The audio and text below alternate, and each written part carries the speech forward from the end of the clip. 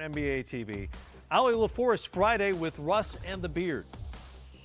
I didn't know we were going to get Russ, but I knew we needed to get better. Yeah. You know, I mean, you look at the talent from the Warriors and Toronto, who's in the finals, and even the other teams that are at the top tier of this league. You need to get better. You need talent. You need vets that not just can run around and shoot threes and dunk, but think the game of basketball. And I think we have that this year. There are other duos around the league that got together. Yeah. Kawhi and Paul, LeBron and Anthony, Kevin and Kyrie. As soon as me and James got together, it was quickly. Yeah, the narrative was quick. Right? Negative. And to me, I think it's very, very interesting.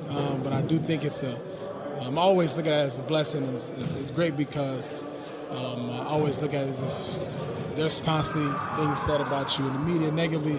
I feel like it's a positive. I don't know how I turn Use it as fuel, yeah. It's just a positive because I think it's so great because myself or James must be doing something very, very great or unheard of to make you think that we cannot play together. It's a great way to look at it, yeah. And I think it's amazing because we're so comfortable with each other and how we play the game and what I'm able to bring to the game, what he's able to bring to the game. And it's something that we don't even worry about because we know what we're capable of doing. It was a narrative before when, before me and Chris got together, and then we ended up being #1 team in the regular season. So the narrative is something that you guys have to do. We're just going to go out there and figure it out. And it isn't always going to be perfect.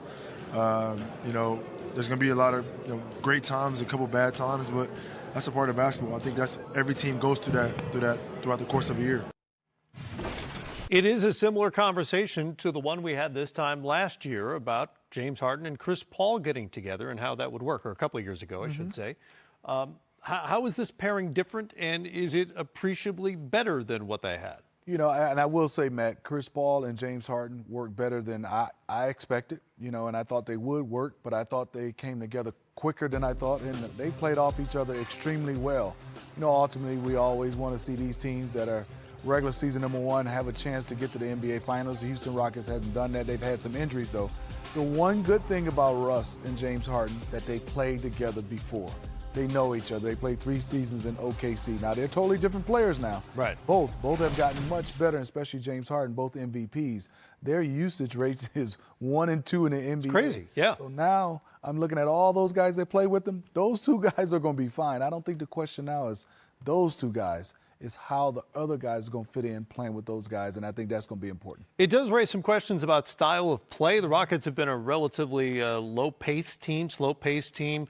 Russ is great pushing it in the open floor, and obviously the Rockets love the 3. Russ is historically bad as a 3-point shooter. It's a really interesting combination. But, Matt, you said it. They didn't run a lot with Chris Paul and James Harden. Both those guys are not guys that's going to push the basketball. Now you have a guy like Russell Westbrook who averaged around 11 rebounds. He can push the pace and get some easy buckets. He's a one-man fast break. And then in half court, James Harden can be that guy. So I think they're going to be a little bit better than what we think. It's going to come down to how the others play with 2 guys that dominate the basketball night in and night out. And we may not really have an answer until springtime because during the regular season, as you know, there's load management, there's staggering lineups, so they're not necessarily always on the floor together. But this is the way the depth chart projects as we sit here right now.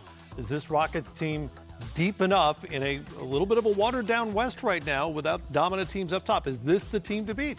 I look at it, I like this team. I think they're deeper than the team than last year, but I think the area right now I'm looking at is going to come down to still shooting, especially from that small 4 position. I love Gerald Green and Thabo Sefolosha. Gerald Green's going to get him up.